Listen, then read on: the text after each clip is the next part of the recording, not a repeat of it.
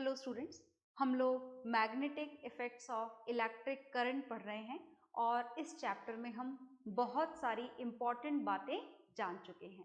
Last class में हमने हमारा इलेक्ट्रिक मोटर भी कंप्लीट कर लिया था और आज की क्लास में हम स्टार्ट करेंगे एक और बहुत important topic and this is electromagnetic induction, right. तो चलिए हम जानते हैं इस इलेक्ट्रोमैग्नेटिक इंडक्शन के बारे में। बहुत इम्पॉर्टेंट टॉपिक है और टॉपिक तो इम्पॉर्टेंट है ही सही, ये कॉन्सेप्ट भी हमारी डेली लाइफ के लिए बहुत इम्पॉर्टेंट है। This is electromagnetic induction. और देखिए जी, टॉपिक इम्पॉर्टेंट क्यों है?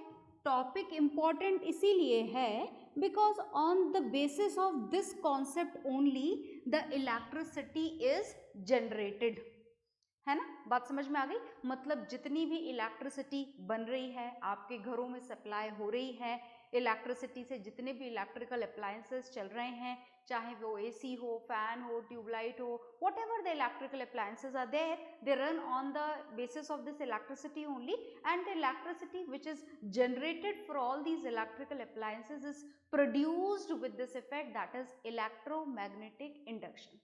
अब ये इलेक्ट्रोमैग्नेटिक इंडक्शन क्या होता है, सुनिएगा ध्यान से।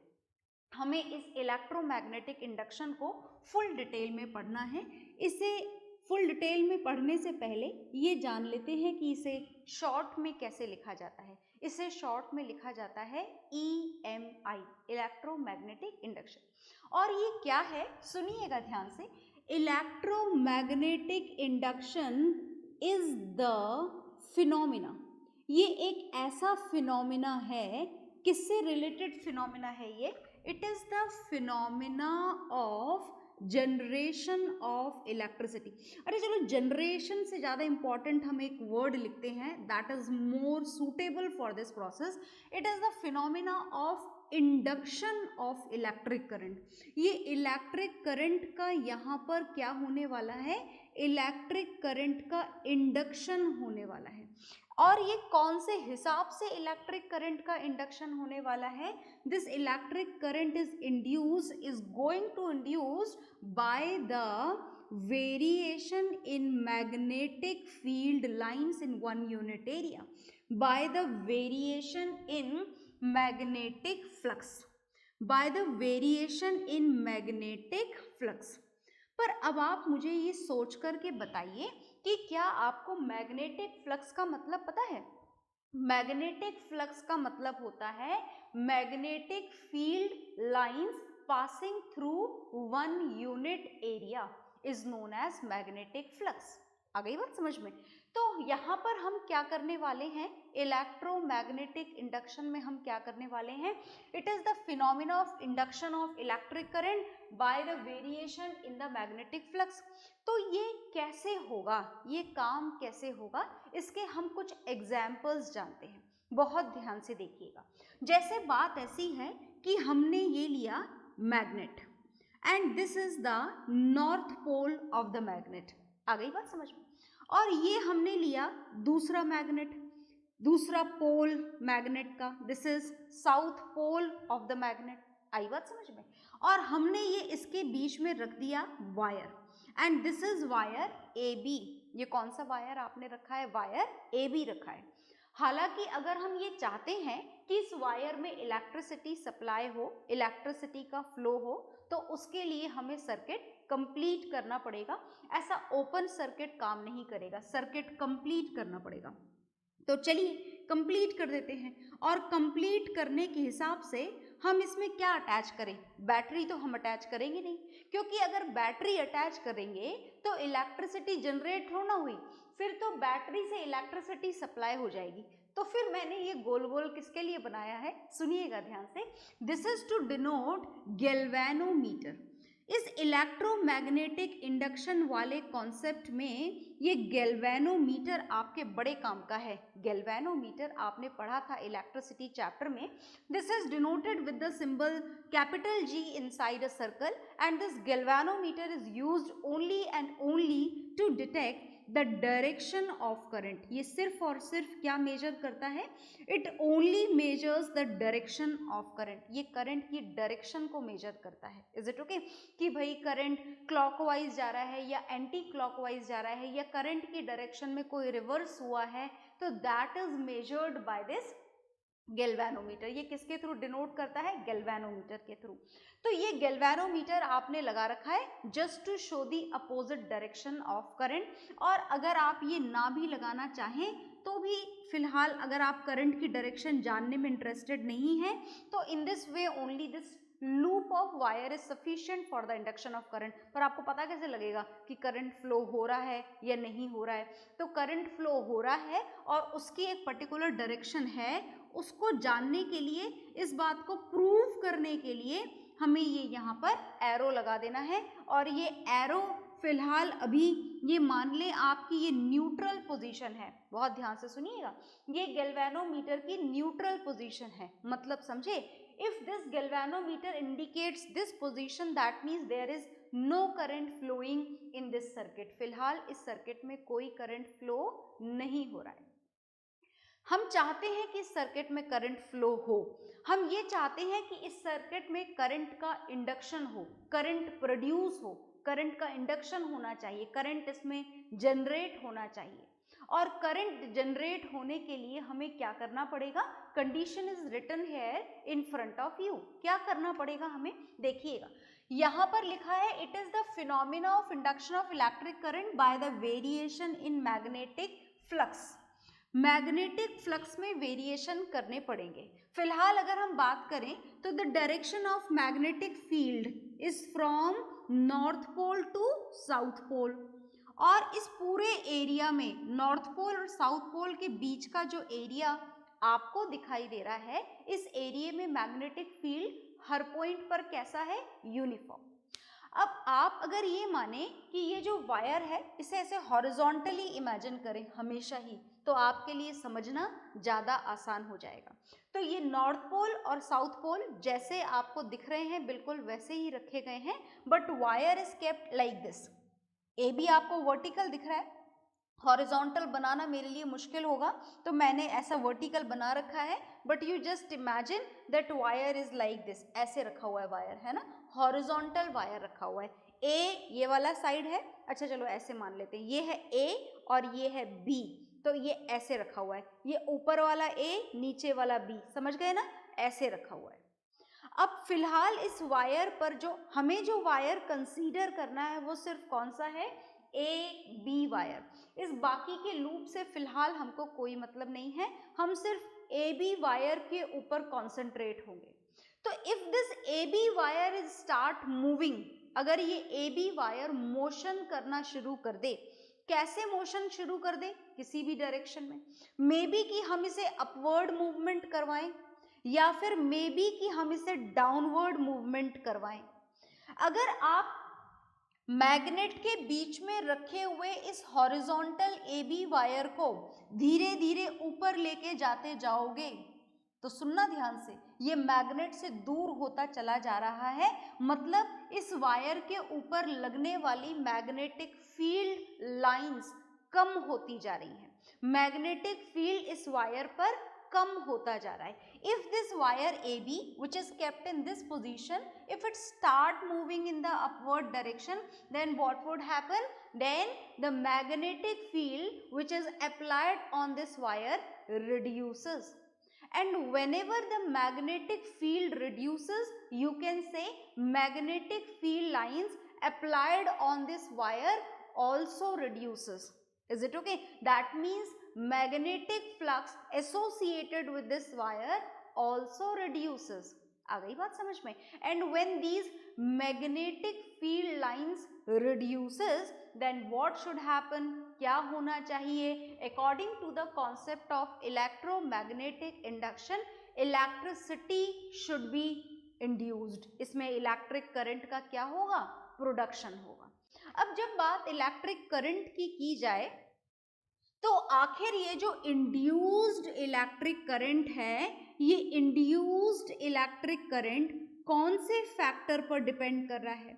कौन से फैक्टर पर डिपेंड कर रहा है बताएं जरा, कि आखिर अगर हम चाहें कि इंड्यूस्ड इलेक्ट्रिक करंट की वैल्यू ज़्यादा हो, ज़्यादा इलेक्ट्रिक करंट प्रोड्यूस हो, ज़्यादा मैग्नीट्यूड का इलेक्ट्रिक करंट प्रोड्यूस हो, then what can be done, क्या किया जा सकता है उसके लिए?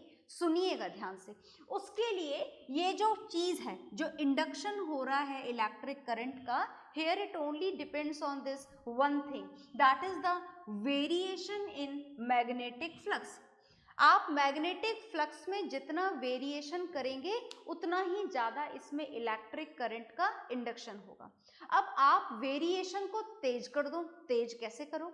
मानो कि ये वायर ए बी फिलहाल इस पोजीशन में प्रेजेंट है, रेस्ट पोजीशन में, then what would happen? If it is present in the rest position, whatever the magnetic field are applied, whatever the magnetic field lines are applied on it, there is no change in the magnetic field line, बिल्कुल rest में present है। सुनिएगा ध्यान से, if the wire is present in the rest position, then no changes in the magnetic field line can be observed here. No changes there, no changes there.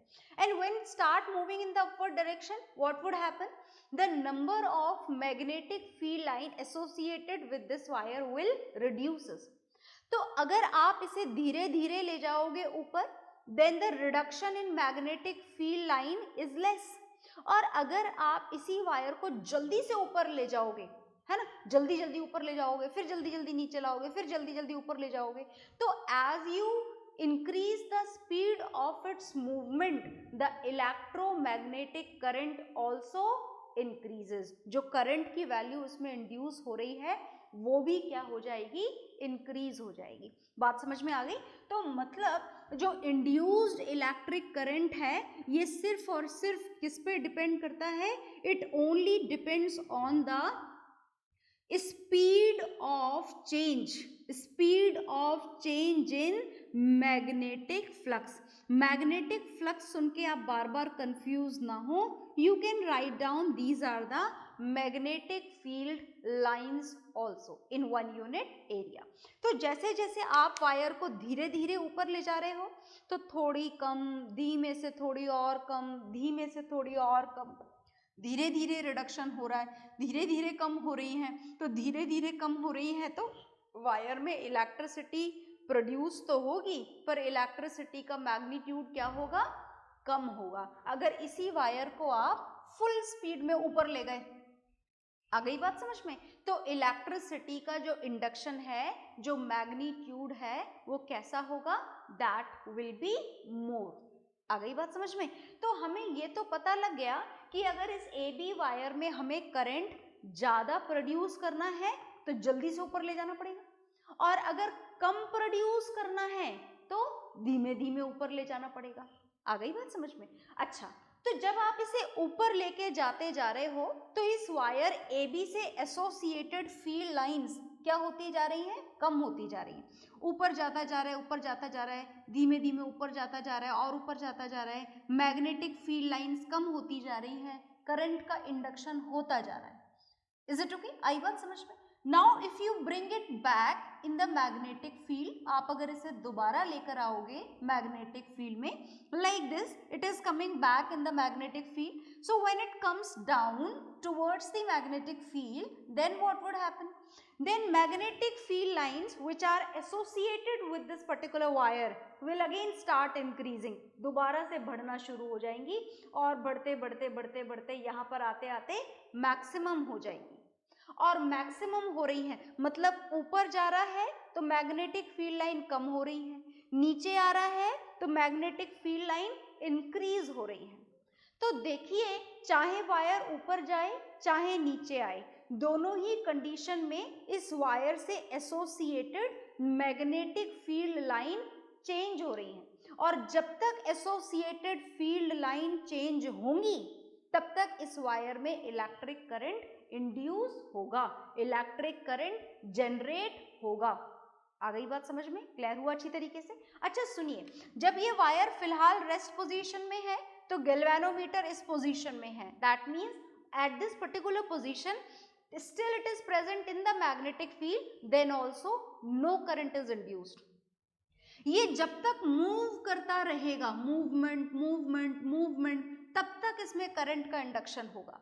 अगर आप इस wire AB को इस पोजीशन पे ले आए और यहाँ लाकर रेस्ट में छोड़ दें, तो इसके ऊपर फील्ड लाइन में वेरिएशन होना बंद हो गया है। No variation is there. कम है, कम ही लग रही है, ना कम से ज्यादा हो रही है ना ज्यादा से कम।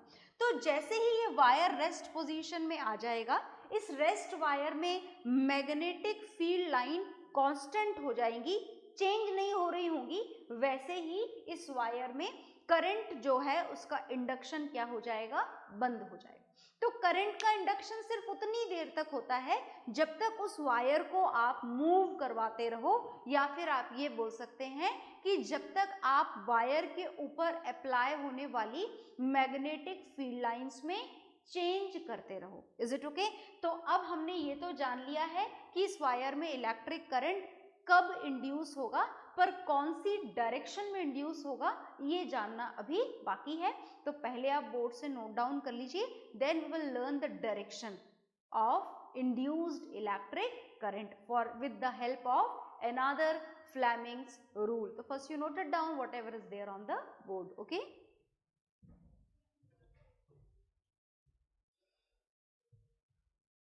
हाँ जी, तो आपने ये नोट डाउन कर लिया होगा, और इसको नोट डाउन करने के बाद में मैं ये सब कुछ यहाँ से रफ करने जा रही हूँ। As now we have to find out the direction, that in which direction in this wire AB the current is induced, in which direction the current will flow. So we'll use the same wire but we will draw it again. आप लिखें जरूर, whatever is there on the board you have to note it down in your registers as it is very important. I told you so many times that it is very important, so note it down.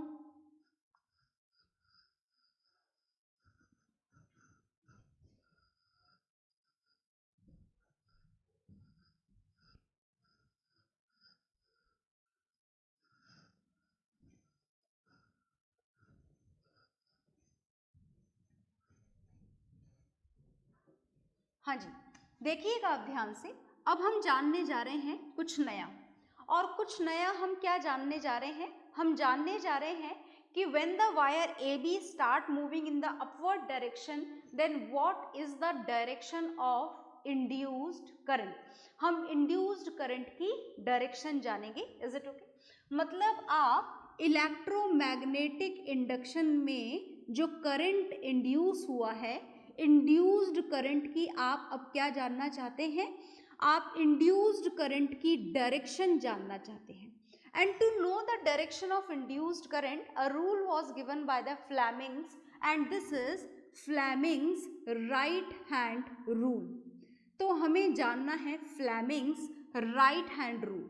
तो देखो, आपने last class में Fleming's left hand rule पढ़ा था, आज की class में आप फ्लेमिंग्स राइट हैंड रूल पढ़ रहे हैं। सो दे बोथ आर इम्पॉर्टेंट, दोनों ही इम्पॉर्टेंट है, लेफ्ट हैंड रूल भी और राइट हैंड रूल भी। और फ्लेमिंग के थ्रू प्रोवाइडेड है तो it is almost same as the left hand rule. बस हमसे जो गड़बड़ होती है वो ये होती है कि हम भूल जाते हैं कि लेफ्ट हैंड रूल कहाँ अप्लाई करें और राइट हैंड रूल कहाँ अप्लाई करें। तो आप इन बातों को ध्यान से सुने और याद रखें कि whenever the direction of force has to be find out, then Fleming's left hand rule has to be applied. But if we have to know the direction of current, so to know the direction of current, this Fleming's right hand rule has to be used. And right hand rule is almost same as that of the Fleming's left hand rule. हमको यहाँ पर भी हमारी वही 3 fingers काम में लेनी है जो हमने वहाँ पर काम में ली थी। मतलब आपको 4 फिंगर काम में लेनी है, राइट हैंड की 4 फिंगर। Is it okay? जिसको पॉइंटर फिंगर भी बोला जाता है, पॉइंट करने के काम में आता है। You, is it okay? Me, this, is it okay? So this is also known as pointer finger. आप 4 फिंगर लिख चुके हैं यहाँ पर, तो हम 4 फिंगर ही लिखेंगे क्योंकि ये 4 फिंगर हमें ये बताता है that F for 4 finger and F for field. Which field? Of course, only one field is present here, and this is magnetic field. Is it okay? And next finger which has to be used to apply this Fleming's right hand rule, this is central finger, and now the central finger is C for central finger and C for current. But the current is not already flowing in the wire. This is the current which will flow in the wire. Is it okay? By its movement, by the variation in the magnetic field line. So this is the current which will be induced in the wire. पर आप याद रखें इसको हमेशा, that C for central finger, C for current, F for forefinger, F for field. Is it okay? तो अब आप समझ गए होंगे कि हमें तीसरा क्या काम में लेना है. तीसरा हमें काम में लेना है thumb, and this thumb will show you the motion. वहां पर भी तो मोशन ही था ना, बिल्कुल.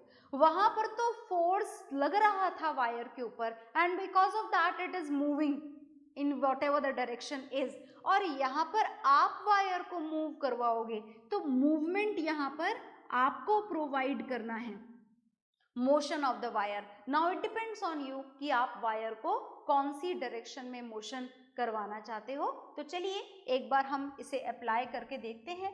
ये हमने लिया, देखिए वायर, वायर नहीं है सॉरी, ये this is the north pole of the magnet, and this is the another pole, that is the south pole of the magnet, and this wire is kept in this horizontal position.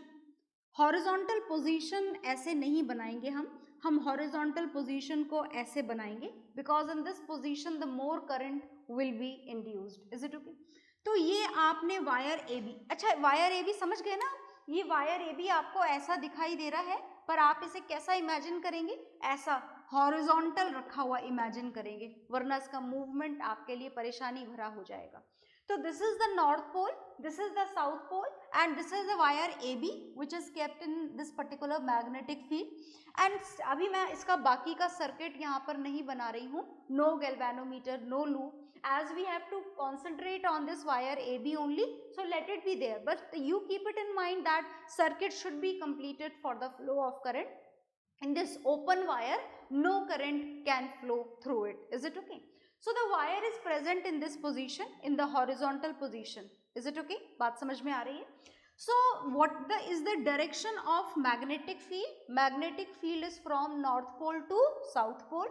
This is the direction of magnetic field, right? And in which direction it is moving? It is moving in the upward direction. This is wire AB and it is moving in the upward direction. समझ रहे हैं ना आप? ऐसे upward direction में जा रहा है ये. अब आपको ये जानना है कि when this wire AB is moving in the upward direction, तो पहले तो मुझे बताइए कि क्या इसमें करंट का इंडक्शन होगा? बिल्कुल. तो कारण बताइए, कारण क्या है?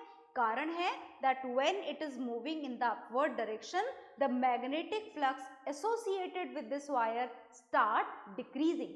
और ये जो चेंज हो रहा है मैग्नेटिक फ्लक्स में, पहले ज़्यादा थी अब कम हो रही है. This change in magnetic flux, this change in magnetic field lines associated with this wire is responsible for the induction of current, right. तो कारण तो हमें बिल्कुल क्लियर है, but only the direction has to be find out, and for that we have to apply Fleming's right hand rule. So this is my right hand, you use your right hand, then we will apply this Fleming's right hand. तो मैं भी apply करूंगी और आप भी apply करेंगे. Is it okay? मैं देख तो नहीं पा रही हूँ आपको, पर आई होप कि आप मेरी बात मानेंगे और इसे मेरे साथ में अप्लाई जरूर करेंगे.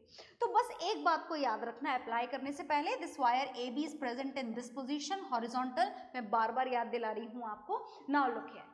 Is it okay? Ready? Fleming's right hand rule के लिए F for forefinger, F for field, याद रखिएगा. Magnetic field whose direction is always from north pole to south pole. This is our thumb at an angle of 90 degree with the forefinger, and thumb should be in the direction of motion of the wire, whatever the direction of motion of the wire is. If it is moving in the upward direction, thumb should be kept in the upward direction. If it is moving in the downward direction, thumb should be kept in the downward direction, right? And this is our central finger, and central finger will give you the direction of induced current. आ गई बात समझ में? तो चलिए यहाँ पर direction को identify करते हैं. देखिएगा ध्यान से. Look here, this is our forefinger, has to be kept from north pole to south pole, ये रखी हुई है मैंने north pole to south pole. Wire AB is kept in the horizontal position and it is moving in the upward direction. तो ये upward direction में जा रहा है thumb. Thumb should represent the direction of motion of the wire. And then the central finger will give you the direction of induced current. तो सारी fingers को एक बार चेक कर लें कि एग्जैक्टली लोकेटेड है या नहीं है. तो four finger is in the direction of feel, thumb is in the direction of motion of the wire, that is upward, and central finger is moving inward जा रही है. तो देखिए ये inward, ये इस वाली लोकेशन के लिए अगर आप inward बोलना चाहें तो the direction of induced current will be from B to A. कौन सी डायरेक्शन में जाएगी? B to A डायरेक्शन में आपका करंट क्या होगा? फ्लो होगा. तो आप इस डायग्राम को यहाँ पर बना लीजिए और ये तीनों फिंगर्स के फंक्शंस भी लिख लीजिए according to Fleming's right hand rule. Okay,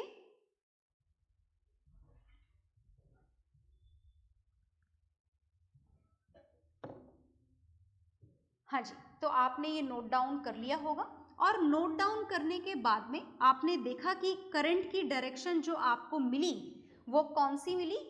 B2A मिली. कब मिली आपको B2A? जब वायर कौन सी डायरेक्शन में मोशन कर रहा था? अपवर्ड डायरेक्शन में. तो चलिए इसके मूवमेंट की डायरेक्शन को चेंज कर देते हैं. चलिए चेंज करते हैं हम. चेंज कैसे करेंगे मूवमेंट की डायरेक्शन को? The wire is same AB, और मैं बार बार याद दिला रही हूँ वायर जैसे दिख रहा है वैसे है नहीं. Wire is kept in this horizontal position and now it is moving in the downward direction. अब जो वायर है हमारा वो कौन सी डायरेक्शन में मूव कर रहा है? डाउनवर्ड डायरेक्शन में मूव कर रहा है. तो डाउनवर्ड डायरेक्शन के लिए कौन सी डायरेक्शन में करंट का इंडक्शन होगा?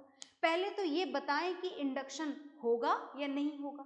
बिल्कुल होगा, because as it move in the downward direction what would happen? Again the field line will be reduced. Field line में वेरिएशन हमेशा किसके लिए रिस्पॉन्सिबल है?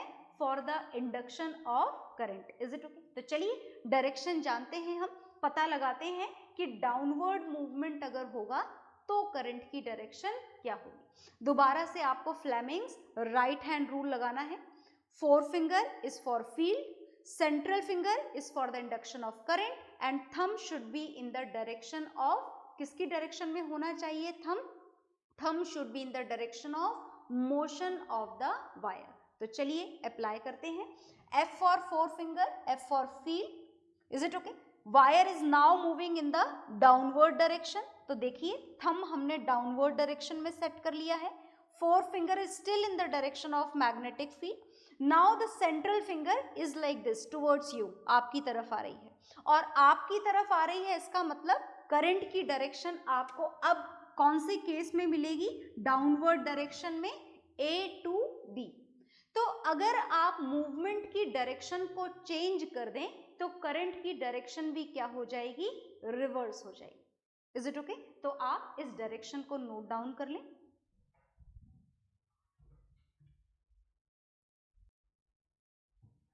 हाँ जी, तो आपने ये नोट डाउन कर लिया होगा. तो इलेक्ट्रोमैग्नेटिक इंडक्शन जो है, इस इलेक्ट्रोमैग्नेटिक इंडक्शन के बारे में आपने काफ़ी कुछ इंफॉर्मेशन गेन कर ली है. अब हम इसके अलग अलग तरीके जानना चाहते हैं कि आखिर इस इलेक्ट्रोमैग्नेटिक इंडक्शन के और कौन कौन से तरीके हैं.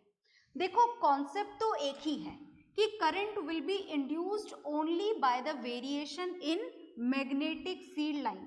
Is it okay? पर ये जो करंट का इंडक्शन हो रहा है, ये जो वेरिएशन हो रहा है मैग्नेटिक फील्ड लाइंस में, क्या इसके और भी कोई तरीके हैं? तो हम डिफरेंट वेज जानने जा रहे हैं. किसके डिफरेंट वेज जानने जा रहे हैं? देखिएगा ध्यान से. We are going to know the different ways to induce the electric current. Different ways to induce the electric current. Different ways to produce the effect electromagnetic induction. हम अलग अलग तरीके जानने जा रहे हैं कि आखिर इस वायर के मूवमेंट के अलावा और कौन से तरीके हैं जिससे इस इफेक्ट को प्रोड्यूस किया जा सके, है ना। This is electromagnetic induction. तो चलिए, आपने पहला तरीका तो जान लिया है। क्या जाना आपने? पहला तरीका लिख लेते हैं, हम उसे मेंशन कर देते हैं यहाँ पर। This first method is by the movement of wire. आपने किसको मूव करवाया? आपने वायर को मूव करवाया, जो कहां पर रखा हुआ था? मैग्नेटिक फील्ड में रखा हुआ था। Is it okay?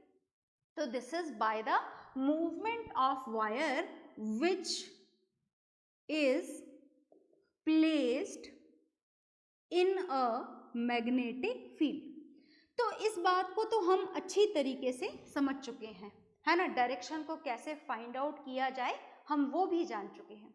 तो चलिए देखते हैं कि और कौन कौन से तरीके हैं इंडक्शन के, करंट के इंडक्शन के किसी भी कॉइल में। तो करंट के इंडक्शन के तरीके अलग अलग हो सकते हैं, पर कॉन्सेप्ट हमेशा क्या रहेगा? सेम रहेगा। That is EMI, electromagnetic induction. That means the current will be induced only and only by the variation in magnetic flux, that is magnetic field lines associated with that particular wire. तो चलिए ready हो जाइए। और दूसरा तरीका देखिए, दूसरा तरीका है by the movement of a magnet, by the movement of a magnet. Is it okay? अब इसका क्या मतलब है? चलिए देखिए ध्यान से। जैसे मान लीजिए कि आपके पास में ये कोई कॉइल है। Is it okay? This is a coil. ऐसा आपको फील आ रहा होगा कि ये सोलेनॉइड है। तो देखिए शेप वैसा दिख रहा है, but we will not connect any battery or any switch with it. That means फिलहाल अभी इस कॉइल में कोई करंट फ्लो नहीं कर रहा है। हम करंट इसमें फ्लो करवाना भी नहीं चाहते हैं, हम इसमें करंट जनरेट करना चाहते हैं, इंड्यूस करना चाहते हैं, प्रोड्यूस करना चाहते हैं इसमें current. Is it okay? And to know that is there any current going to be induced or not, we have connected a galvanometer to this particular circuit. हमने क्या कनेक्ट कर दिया है? Galvanometer, which is not at all going to measure the magnitude of current, it only and only measures the direction of current. ये सिर्फ current की क्या major करती है? डायरेक्शन मेजर करती है। तो फिलहाल आपका ये गैल्वेनोमीटर की जो नीडल है ये सेंट्रल पोजीशन में है, और अगर ये सेंट्रल पोजीशन में हो तो इसे इसकी न्यूट्रल पोजीशन भी बोला जाता है। That means at this position there is no current flowing in this coil. कोई करंट इसमें फ्लो नहीं हो रहा है। आ गई बात समझ में? चलिए तो हम और कोई कंडीशन बनाते हैं। अपन एक काम करते हैं कि इस कॉइल के बीच में ले जा करके एक बार मैग्नेट रख देते हैं। बार मैग्नेट तो आपको बहुत अच्छी तरीके से पता है। तो हमने ये बार मैग्नेट रख दी, और ये बार मैग्नेट का नॉर्थ पोल और ये बार मैग्नेट का साउथ पोल, है ना। ये बार मैग्नेट यहाँ पर रखी हुई है। कौन सी पोजीशन में रखी हुई है बार मैग्नेट? बार मैग्नेट रखी हुई है रेस्ट पोजीशन में। Is it okay? तो क्या आपके गैल्वेनोमीटर में डिफ्लेक्शन आएगा? क्या इस पर्टिकुलर कॉइल के अंदर करंट फ्लो होगा? होना चाहिए? बिल्कुल भी नहीं होगा। अब क्यों करंट फ्लो नहीं हो रहा है? Because through this particular coil magnetic field lines are associated from north pole to south pole। खूब सारी magnetic field lines इस particular coil से associated हैं। पर याद रखिएगा हम इलेक्ट्रोमैग्नेटिक इंडक्शन पढ़ रहे हैं, जहां पर ये मैग्नेटिक फील्ड लाइंस का एसोसिएट होना जरूरी नहीं है। यहाँ पर जरूरी है कि ये जो फील्ड लाइंस हैं उसमें क्या हो? वेरिएशन हो। मतलब टाइम के साथ साथ उस फील्ड लाइन में या तो इंक्रीमेंट होना चाहिए या फिर डिक्रीमेंट होना चाहिए। तो as this bar magnet is present in the rest position inside this coil, no current will be induced. That means after keeping this bar magnet in the stationary position inside this coil, the galvanometer shows the same condition, that means the condition of zero deflection. No deflection will be shown by the galvanometer, right? Now the second condition is, look here, second condition कौन सी हमने बनाई? Now again we are going to use the same coil which is connected with the galvanometer with zero deflection, no current. यहाँ पर हम लिख भी लेते हैं that no current is flowing through this wire, no current is flowing through this coil, and this is the second condition. And now again we have to use the same bar magnet. This is the north pole and this is the south pole. You should keep the direction of magnetic field lines in your mind, that is always same from north pole to south pole, right? So what is the direction of field line? Field line is always from north pole to south pole, है ना. ये direction हमने बना the magnetic field line की. खूब सारी field lines निकल रही हैं from north pole to south pole. ये नॉर्थ पोल से शुरू हो रही हैं और साउथ पोल की तरफ जा रही हैं. मैंने यहाँ शुरू कर दी हैं, एंड आप कर लीजिएगा. और देखिए अब हम क्या कर रहे हैं, अब हम इस बार मैग्नेट को और इस कॉइल को रेस्ट पोजीशन में नहीं रख रहे हैं. Coil is still in the stationary position but this bar magnet is moving towards the coil. ये बार मैग्नेट किधर की तरफ मूव कर रही है? This bar magnet is moving towards the coil. मान लीजिए कि आपने दूर ले रखी थी बार मैग्नेट और अब आप इसे कॉइल की तरफ लेके जाते जा रहे हो, तो इस कॉइल से एसोसिएटेड मैग्नेटिक फील्ड लाइंस में क्या होगा? इंक्रीमेंट होगा. And this increment, this change in magnetic field lines associated with this coil is responsible for the induction of current in this coil, and because of which this galvanometer should show the deflection in a particular direction. किसी ना किसी direction में ये galvanometer आपका deflection show करेगा. फिलहाल आपको यहाँ पर इसकी डायरेक्शन नहीं जाननी है, but you should know that it shows the deflection in a particular direction. Direction नहीं लिखनी है, it shows the deflection in a particular direction, right? It may be towards the right side, it may be towards the left side. This is not at all in your syllabus to know the direction of this induced current. Is it okay? तो इसे आप higher classes में पढ़ेंगे. फिलहाल आप ये जाने कि जब आप इस बार मैग्नेट को कॉइल के पास ले जा रहे थे, तो whatever the direction of induced current is, जो भी डायरेक्शन थी इंड्यूस्ड करंट की इस कॉइल में, है ना, या तो क्लॉकवाइज होगी या एंटी क्लॉकवाइज होगी. What ever the direction is, that will be reversed if you reverse the direction of movement of bar magnet.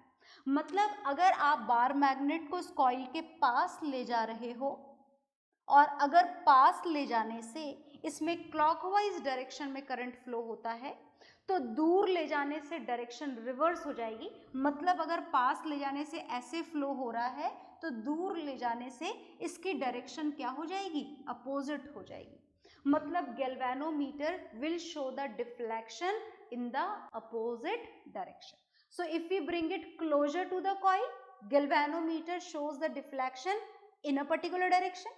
If we are going to move away from the coil, then the deflection which is going to be shown by the galvanometer will be reversed. तो ये बात आपको बहुत properly अपने registers में note down करनी है. Is it okay? तो जैसे आप देखिए, this is moving towards the coil. मैं प्रॉपरली यहाँ पर मेंशन कर देती हूँ. It is moving towards the coil, then galvanometer shows the deflection. And if you are going to take it away, like this is your bar magnet, this is the third position of the coil connected with the galvanometer. Is it okay? Now if you are going to take it away from the coil, then the deflection will be in the opposite direction. तो आप यहाँ पर ये mention करेंगे, deflection direction will be reversed, will be changed, will be opposite than the previous case. Is it okay? आ गई बात समझ में? तो whatever is there on the board, just note it down very carefully.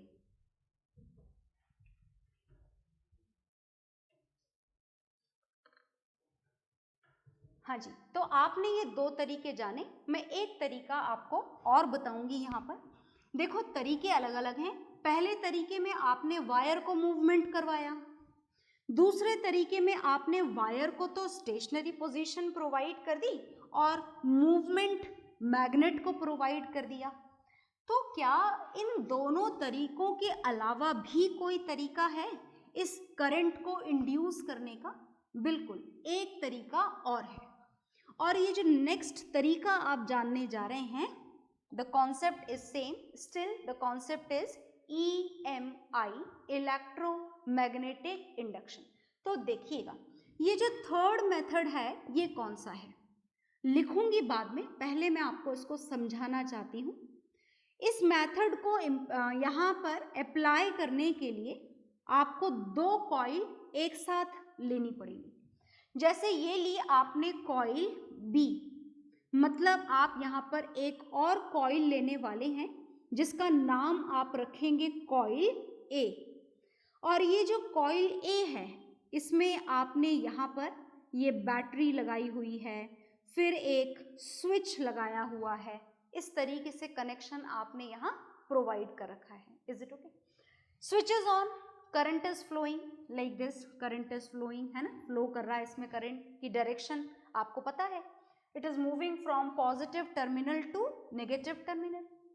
This coil A is in rest, this coil B is in rest, and they both will be in rest only. We are not at all going to move any one of them from these stationary position. हम इनको move नहीं करवाने वाले हैं, पर हम चाहते हैं कि बिना मूव करवाए ही ये कॉइल B के अंदर किसका इंडक्शन हो जाए, करंट का इंडक्शन हो जाए। Is it okay? So this is galvanometer.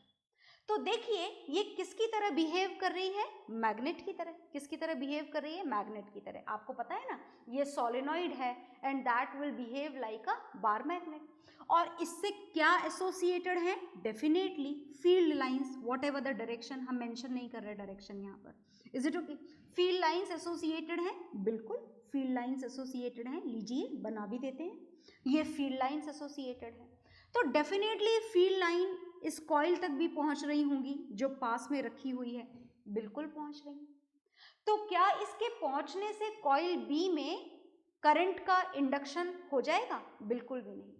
Field line के पहुंचने से करंट का इंडक्शन नहीं होता, फील्ड लाइन के कम या ज्यादा होने से करंट का इंडक्शन होता है। पता है ना आपको ये बात? बिल्कुल पता है।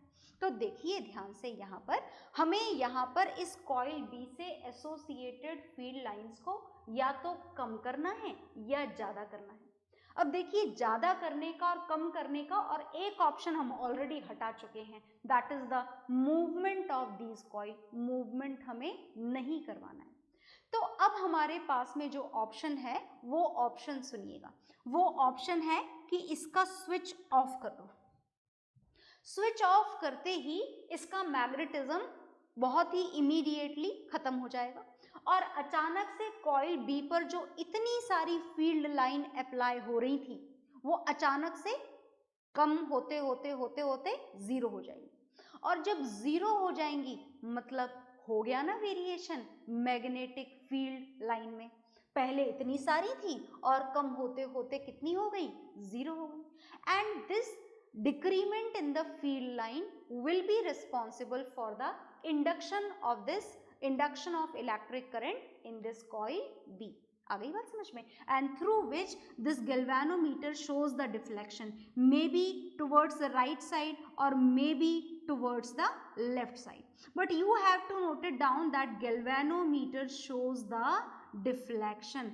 जैसा कि मैं बार बार बोल रही हूं कि डायरेक्शन अभी आपको इस कॉइल वाले केस में नहीं जाननी है, सिर्फ स्ट्रेट वायर में जाननी थी फ्लेमिंग्स राइट हैंड रूल से, वो आप जान चुके हैं। Fleming's right hand rule can not be applied here to know the direction of induced current. यहाँ पे रूल अलग लगता है, that you have to know in the senior classes. So बस you have to just write it that galvanometer shows the deflection.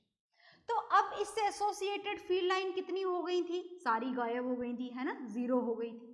अब आप चाहते हो कि दोबारा से करंट का इंडक्शन हो जाए, तो आपने स्विच ऑफ कर दिया था, दोबारा ऑन कर दो। ऑन करते ही दोबारा से फील्ड लाइन प्रोड्यूस होंगी और दोबारा से इस कॉइल पर अप्लाई होंगी। और दोबारा से अप्लाई होंगी, मतलब दोबारा से इसमें करंट का इंडक्शन होगा, but this time the deflection shown by the galvanometer will be reversed. पुरानी वाली डायरेक्शन का कैसा हो जाएगा, रिवर्स डायरेक्शन आपको यहाँ पर गैल्वेनोमीटर की मिलेगी। तो बात ऐसी है कि जब तक आप कॉइल ए में switch on switch off switch on switch off करते रहोगे, तब तक ये मैग्नेटिक फील्ड लाइन इसमें कम ज़्यादा होती रहेंगी, और ये गैल्वेनोमीटर आपको डिफ्लेक्शन है ना, एक बार इधर फिर ऑन करोगे इधर, फिर ऑफ करोगे इधर, फिर ऑन करोगे इधर, फिर ऑफ करोगे इधर, इन दिस वे ये आपको डिफ्लेक्शन शो करता रहेगा। आ गई बात समझ में? और अगर आपने इसे स्विच ऑन करके छोड़ दिया, then no deflection will be shown. अगर आपने इसे स्विच ऑफ करके छोड़ दिया, then also no deflection will be shown. Is it okay? So this is the third method of production of induction of electric current, और हम इसे लिखेंगे कैसे theoretically?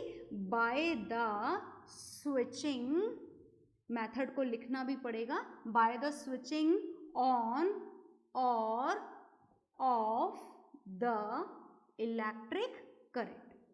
Electric current placed electric current in a nearby coil. So this is the third way of induction of current. आप इसे note down कर लीजिए, okay?